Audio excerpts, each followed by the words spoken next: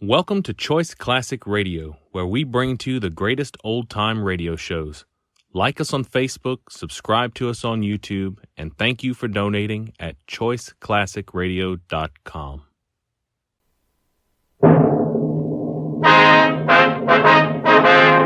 Sound off for Chesterfield. Chesterfield, first cigarette with premium quality throughout in both regular and king size, brings you Dragnet.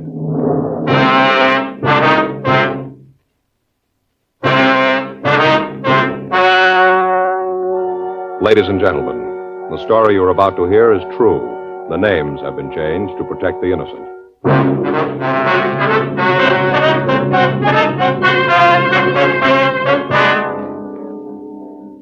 You're a detective sergeant. You're assigned to Bunko Fugitive Detail. You get a call from another city to pick up a burglary suspect. You know the name he's using. You know where he's living. Your job, pick him up. When you're asked to try a cigarette, you want to know, and you ought to know, what that cigarette has meant to people who smoke it and who smoke it all the time. For almost a year now, a medical specialist has given a group of Chesterfield smokers thorough examinations every 2 months. He reports no adverse effects to their noses, their throats, or sinuses from smoking Chesterfields. More and more men and women all over the country are finding out every day that Chesterfield is best for them. Enjoy your smoking. Try Chesterfields today. You'll find Chesterfield much milder, with an extraordinarily good taste.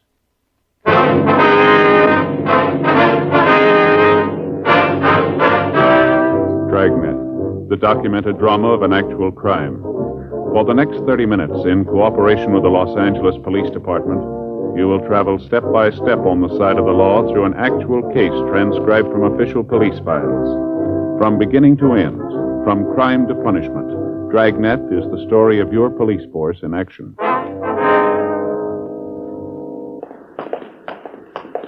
It was Tuesday, June 4th. It was hot in Los Angeles. We were working the day watch out of Bunko Fugitive Detail. My partner is Frank Smith. The boss is Captain Steed. My name's Friday. We were on our way out from the office, and it was 9:42 a.m. when we got to the corner of Selma and Fountain. The Arizona Carlton Hotel. Guess we check over there, huh? Yeah, you got the mugs? Yeah, right here. I'm awfully sorry, Mrs. Hartfield. Yes, I know we say each room is air-conditioned. Well, yes, ma'am, but it is true. I know, ma'am, but the air conditioning is on full now. All right, ma'am. Yes, I'll send some right up. I'll be with you right away. Front, here, boy. Get some ice water up to Mrs. Hartfield in 502 right away. Now, sorry to keep you waiting. It's all right, sir. What is it you wanted? We're police officers, sir. Here's our identification. There's nothing wrong, is there? Don't know what I'd do if anything else went wrong. The air conditioning unit went out this morning, making excuses. I don't know how much longer the ice water's going to hold out. What is it? What's wrong now? Do you have a Mr. George Richmond registered here? Probably gives his home address as Modesto. Richmond, let's see here. Wait a minute. Sir? How do I know you're what you say? Police department's always sending out circulars saying to be careful about this sort of thing. It's a respectable hotel, you know. How do I know? Well, here's our identification again, sir. I showed it to you before. Oh, Friday. How about yours? Yeah, here you are, sir. All right. Can't be too careful. Your own office says that, you know. Careful. Anybody can come in here with a badge. Yes, sir. Now, if you just check the register for us, please. Yeah, sure thing. Oh, yes, sir. Here he is. Richmond George, Modesto, California. Is he here now? No, checked out day before yesterday. Oh, excuse me. Yes, sir. Registration desk. Yes, Mrs. Hartfield. Yes, ma'am. I know that's what we advertised. Well, yes, ma'am, but it's on the way up. No, ma'am. I sent the boy myself. Yes, ma'am. I'm sure he'll be there. All right, Mrs. Hartfield.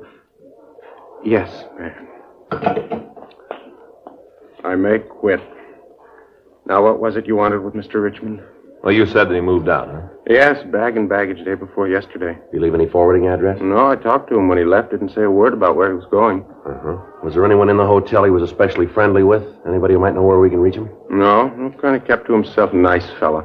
Sure tipped good. Kept to himself, though. Uh-huh. Is there anyone around the place who might know where he was going? Bellboys, maybe the waitress in the coffee shop? No, anyone? no, I hardly think so. He didn't eat here. Don't blame him. Well, thank you very much, sir. Here's our card. If you hear anything from Mr. Richmond, we'd sure appreciate a call. You bet. I'll give you a ring. You get any mail while he was staying here? No, nothing. Not even a phone call. Didn't use the room for anything but to sleep. Real quiet. Good tipper, though. Did he drive a car, do you know? No, not that I know of. Say, come to think of it, you might check with Ernie. Ernie? Yeah, he drives a cab, usually right out in front. He picked up Mr. Richmond one night. He might be able to tell you something. All right, sir. Thank you very much. If anything comes up, appreciate that call. Okay. Hope you get what you're looking for.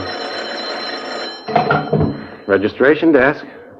Yes, Mrs. Hartfield. Let's go, Frank. Right. I know, ma'am, but the ice water's on the way up. I can't understand why it isn't there, but I am the manager, Mr. Fellow out there might be him. Yes? Yeah. Excuse me a minute. Yeah? Your name, Ernie? That's right. What can I do for you? Police officers. We'd like some information. I got a permit to park here. No, it's not that. We'd like to know if you remember picking up a George Richmond here. Oh.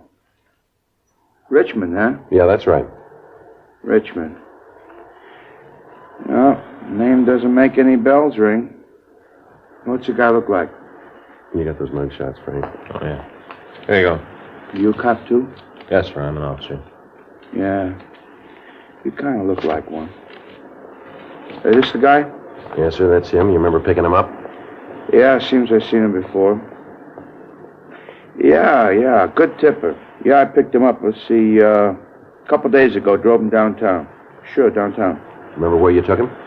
Gee, that was a couple days ago, like I said. Yes, sir. I haven't got the slightest idea.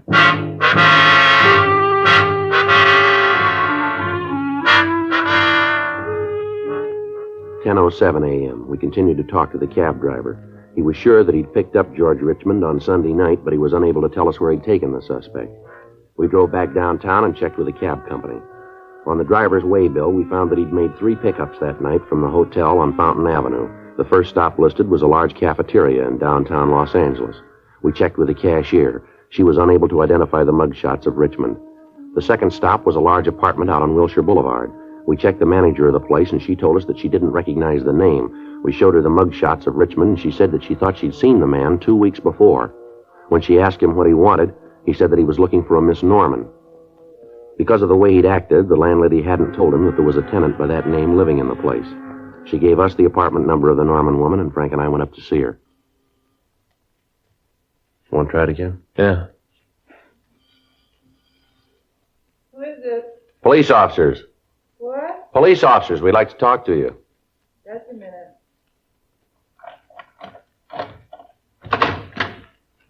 And what's this all about? Miss Margaret Norman? Yeah, that's right. What do you want with me? What if we could come in, please? Be a little better than talking out here in the hall. Yeah, I guess so. Come in. Thank you. My name's Friday. This is my partner, Frank Smith. Pleased to meet you, ma'am. Yeah. Hi. You alone here, Miss Norman? Yeah, I just got up. Have to excuse the way the place looks. Kind of messy. Yes, ma'am. Mind if I put on some coffee? I'm not going to be able to answer any questions before I have a cup of coffee. We go right ahead, ma'am. What is it you want to see me about? You know a man named Richmond? Richmond? Yes, ma'am. George Richmond. Why'd you ask that? What's he done? We'd just like to know if you know him, do you? Yeah, I know him. What do you guys want him for? We'd like to talk to him, Miss Norman. Uh-huh. Don't want to tell me what it's about, huh? Well, it'll be better if we talk to him. Yeah. Either one of you got a cigarette? Yes, ma'am. Here you go. Match? Thanks. You know, there's no love lost between me and George. Is that right? You bet there isn't, lousy bum. Regular drugstore cowboy. Takes a girl out for dinner one lousy night, and a cheap dinner. Figures he owns her. You know where he is now? No, I haven't got the slightest idea. If I did know, I'd sure tell you. Bet I would. I'd like to see him get his way he treated me. You know any of his friends? Anyone who might know where he is? I don't think he's got a friend. At least I never met any of them. Does he drive a car, do you know? No, not him. Always took a cab. Used to kill me. Anywhere we went, he'd take a cab. One lousy block, and he took a cab. Liked to be a sport. Always tipping big. Regular drugstore cowboy. Mm-hmm. When'd you see him last? That must have been a couple of weeks ago. That much, anyway. Last time I saw him. Don't care if I never see him again where he acted. I thought he was going to kill me. Ma'am? Went out to dinner, and when we got back here, he'd been drinking a lot. Got real nasty. I told him he better be going. You know, it was late and all. Yes, ma'am. Well, like I said, it was late, and he got real nasty. Started yelling at me. Called me all sorts of things. I'm not going to let any man say things like that to me, so I told him to get out. I never want to see him again. One lousy dinner, and he thought he owned me. Mm-hmm. Will you go ahead, Mr. Norman? He hauled off and hit me. Right there in the hall. Hit me as hard as he could, almost broke my jaw. Well, you know, I let out a scream, and he beat it. Caused such a commotion, I had to move. Then this didn't happen here, is that it? No, a place over on Vermont. I moved the next day. Mm-hmm. Where'd you meet Richmond? At the club. So, you got another cigarette? Yeah. There you are. Match? Thanks. What club's that, ma'am? Where I work, in Green Lantern, downtown. I'm the cigarette girl. I met him there. He came in one night, acted real big. Asked me if I'd have dinner with him. As it happened, I didn't have an engagement that night, so I said yes. Well, we kind of went together for a while. I see. Sure hope you get him. A real bad guy. The way he treats women, terrible. He said, wait a minute. Yes, ma'am. I know someone who might be able to tell you where he is. Who's that, ma'am? A fellow named Hank. Used to hang around the club. I saw George talk to him at the bar once in a while. Well, do you know where we can find this fella, Hank? No, but I can tell you where his girlfriend lives. That help? Yes, ma'am, it will. Place over on 3rd out near Fairfax. Do you know his full name, ma'am?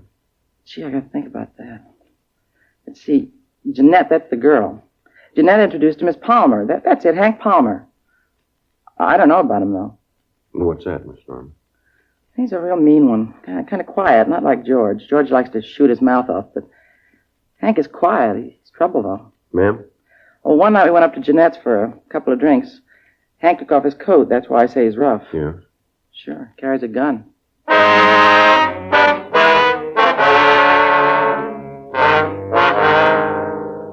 1:45 p.m. We got the description of Hank Palmer, and then Frank and I drove back to the city hall. We ran the name and description through R&I, but we got no make. We sent the name to George Brereton, CII, up at Sacramento. We got communication off to Washington, asking them for information on Palmer. We also checked the name of Palmer's girlfriend through our records, but we got no information. We contacted Captain Steed and arranged for a stakeout to be placed on the apartment of Palmer's girlfriend, Jeanette Allen. 2 days went by. Palmer and Richmond failed to make an appearance. We talked to Jeanette Allen, but she couldn't supply us with any information as to the whereabouts of the two men. Descriptions of the men were broadcast. Informants were questioned. We contacted the Modesto Police Department, and they sent us all information on the places Richmond was known to frequent while he was in Los Angeles. The kickback from Sacramento and Washington gave us no new information on Richmond, but Washington had him listed as having 2 arrests for armed robbery and ADW in the East. Another week passed. The stakeouts on Jeanette Allen's apartment continued. No sign of either of the men. Sergeant Al Panoges of the Bunko Fugitive Detail worked with us in trying to trace their movements. On Saturday, June 15th, we got word from an informant that Richmond and Palmer had been seen in town. We checked with the stakeout at the apartment, but they'd seen nothing of the two men. Frank, Al Panoges, and I drove out to relieve the stakeout. Hey, Panoge. Yeah, Frank. Sure hot in this room, isn't it? Air just laying there. Yeah. Paper says this is the hottest June 15th on record. Say, Miss Allen. Yes, Sergeant? Now, you haven't heard from Palmer at all since he got back, is that it? No, not a word. I don't really believe he's in town. I'm sure if he was, he'd look me up. Never done this before. Uh-huh. Say, would it be all right if I got a glass of water, miss? Sure, help yourself right out in the kitchen. Thanks. How about you, Joe? Want some? No, thanks. Al? Yeah. Joe? Yeah? Cab's stopping out in front. Man getting out. Might be one of them. Guy's wearing an overcoat. On a day like this? You coming in here, Al? Yeah. Yeah, cab's pulling away. Okay. You want to take that side of the door, Frank? Right. You better go into the bedroom, Miss Allen. You think there's going to be some trouble? Well, it depends on the way he wants it. Oh, well, I guess you know best. I hope not. All I need is to have to move again.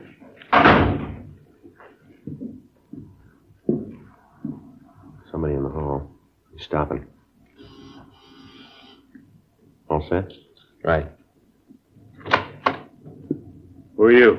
You Hank Palmer? Yeah, so what? Police officers. Lousy cop! Watch it, Joe. He's got a gun. I'll get him. All right, hold it up, Palmer. Stop or I'll fire. Get away from me, cop! Hold it up, Palmer. All right, mister. Come on, pull out of here. Come on, go!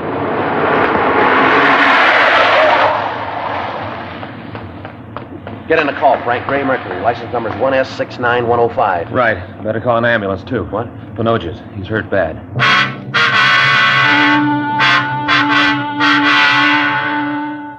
June 15th, 8:40 p.m. Sergeant Al Pinoges was removed to Georgia Street Receiving Hospital. His condition was listed as critical. The bullet had entered his chest and was still embedded below the left lung. His family was notified, and after Frank and I got out the APB on Palmer, we drove by to pick up Mrs. Pinoges. We dropped her off at the hospital, and Frank stayed with her. Palmer's description was put out, as was the description of the car he'd commandeered to get away. I ran the number through our DMV and found that it was registered to a William Evans, 1627 East Poinsettia, Hollywood. Along with Sergeant Ullery, I checked out the address. Mrs. Evans told us that she hadn't seen her husband for several hours, that when he left the house, he had told her that he was going to a lodge meeting. We got a description of him and got out a local and an APB on him. I called the hospital and found that they'd operated on Pinoges, but that they were unable to remove the bullet. His wife collapsed. Frank had her taken home where she was cared for by their family doctor.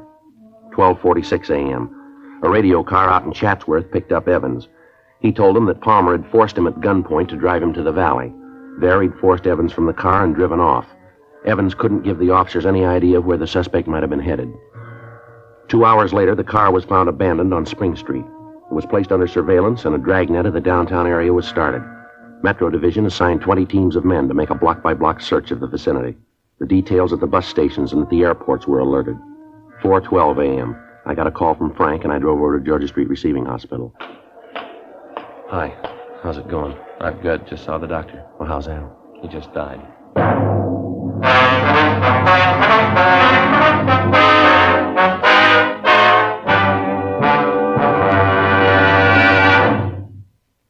You are listening to Dragnet, the authentic story of your police force in action. Chesterfield is the first cigarette to offer smokers premium quality in both regular and king size. King size Chesterfield contains tobaccos of better quality and higher price than any other king size cigarette. Chesterfield is first to name all its ingredients that make the best possible smoke.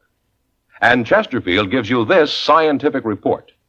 No adverse effects to the nose and throat of a group smoking only Chesterfields. So enjoy your smoking. Change to Chesterfield today. Much milder, with an extraordinarily good taste.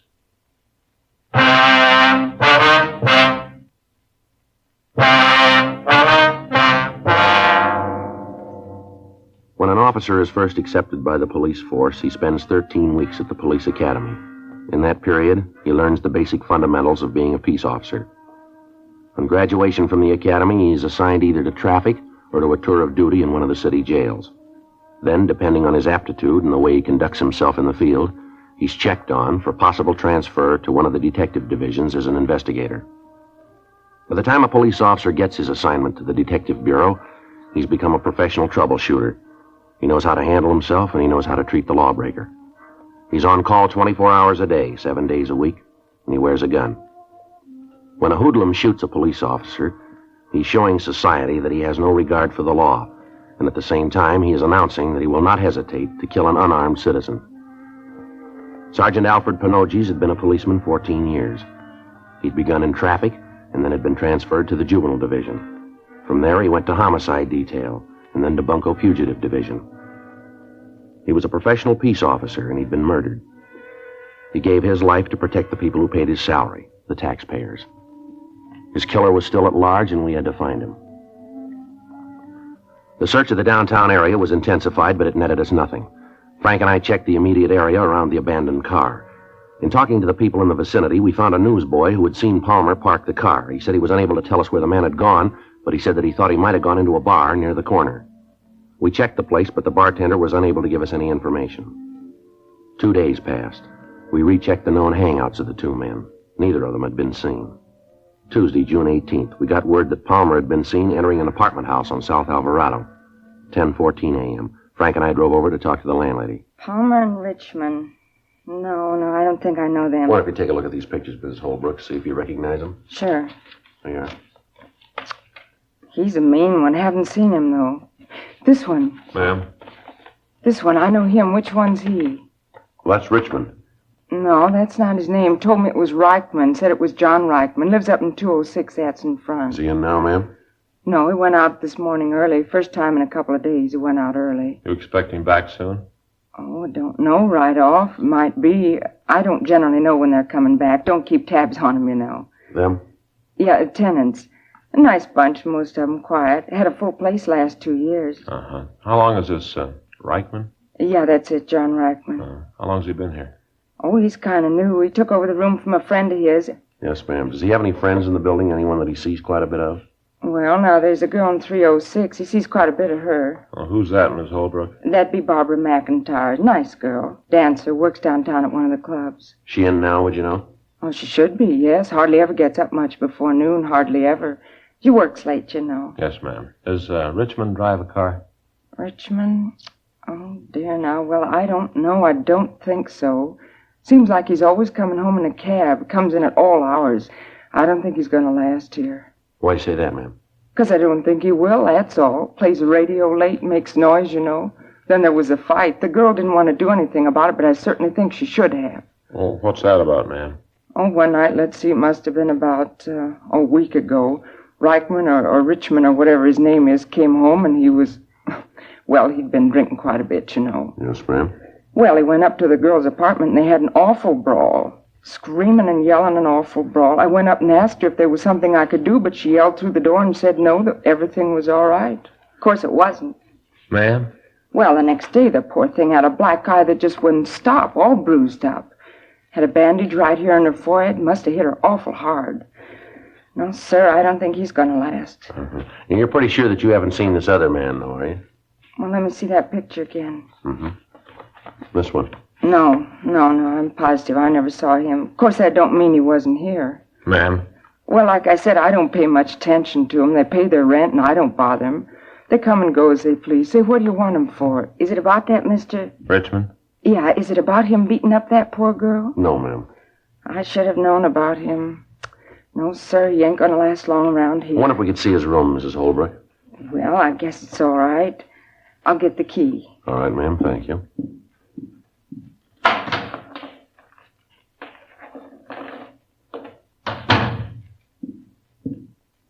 Here you are. It's right up the stairs and then to the front of the hall. It's on the right at the far end of the hall. Well, we'd rather you'd come up with us, ma'am. Oh, well, all right. Glad to help. The way he must have beat that girl, a fiend, that's what he is. Sure isn't going to last long around here. No, ma'am, he sure isn't.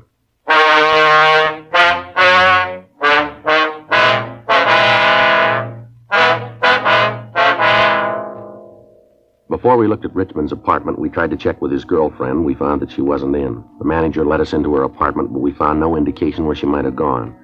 Then we went downstairs and searched Richmond's place. He wasn't there. The landlady stood by while we searched the place. In a closet, we found a small arsenal, a gas grenade, a sawed-off shotgun, and 2 boxes of shells. There were also several revolvers, along with over 150 rounds of ammunition. We called the office and arranged for a stakeout on the building. Sergeants Ullery, Gerard, Gilmore, and Miller came out. Gerard and Gilmore covered the front entrance. Ullery and Miller were stationed at the back of the building, and Frank and I covered Richmond's room. The residents of the apartment were warned to stay inside their rooms and to keep their doors locked. 10:30 p.m. There was still no sign of the suspects. We waited. 11 o'clock, 11:15, midnight. Joe? Yeah? Looks like it might be them. Cab pulling up in front. How about Gerard and Gilmore? No, can't see him from here. Yeah. Looks like Palmer and Richmond. They got the girl with him. Where is she? She's walking between them. Makes it tough, huh? Yeah. Well, I won't try to take him on the street this way. They're coming in the building. Uh-huh.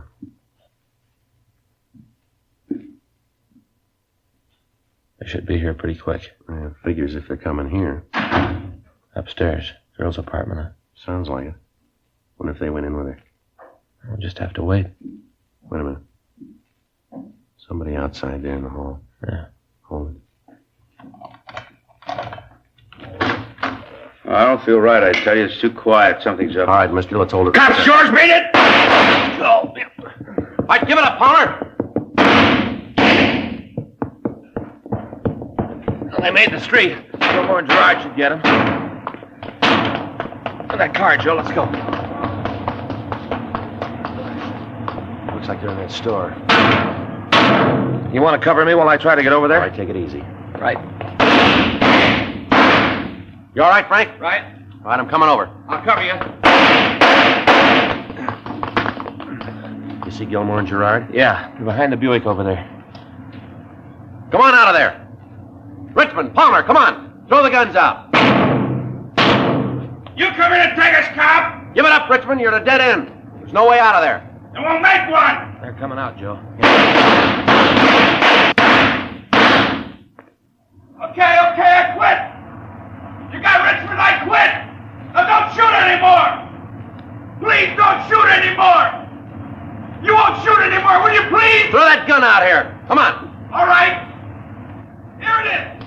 I'm throwing it out. Now don't shoot anymore, please. Got it. All right, I'll check Richmond. Right. I haven't got any gun. I gave it to you. I'm hurt. Can't you see that? I'm hurt bad. I told Gilmore to call the ambulance. Richmond's dead. How about this one? Well, he's hit. I don't know how bad. I should have known not to kill a cop. I would have been like this if I hadn't killed that cop. I didn't mean to. I got scared. That's all, scared. You can understand that, can't you? Yeah, you want to shake him, Frank? Yeah. Watch it, Frank. He's got another gun.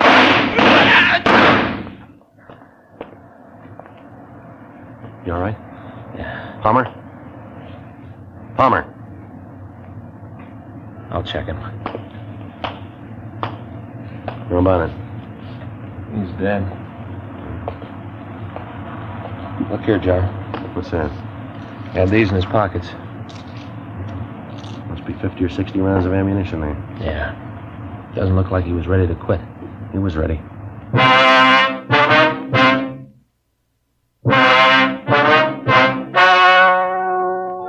The story you have just heard was true. The names were changed to protect the innocent.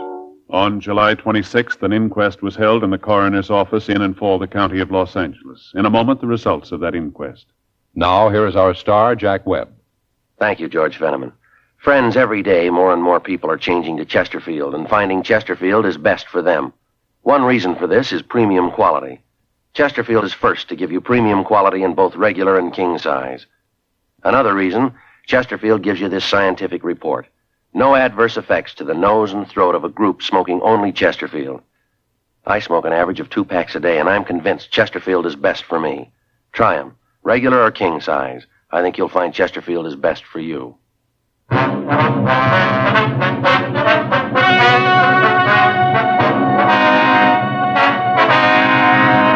At the coroner's inquest, it was found that the deaths of George Thomas Richmond and Henry Donald Palmer were justifiable homicide. It was found that they were armed and were killed while resisting arrest.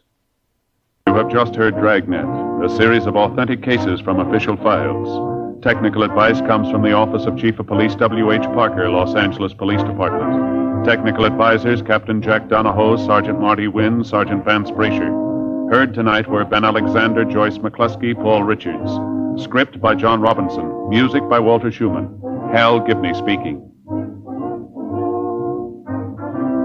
For a million laughs, tune in Chesterfield's Martin and Lewis show Tuesday on this same NBC station.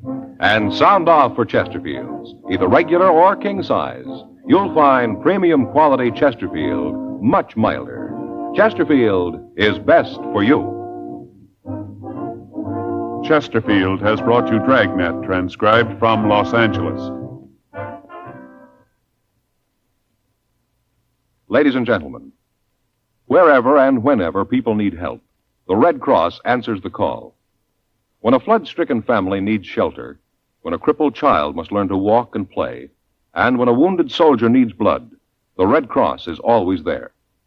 Now, the Red Cross needs your help. To keep up their many services this year, $93 million is needed. So, when the Red Cross volunteer calls on you, please answer the call and give generously.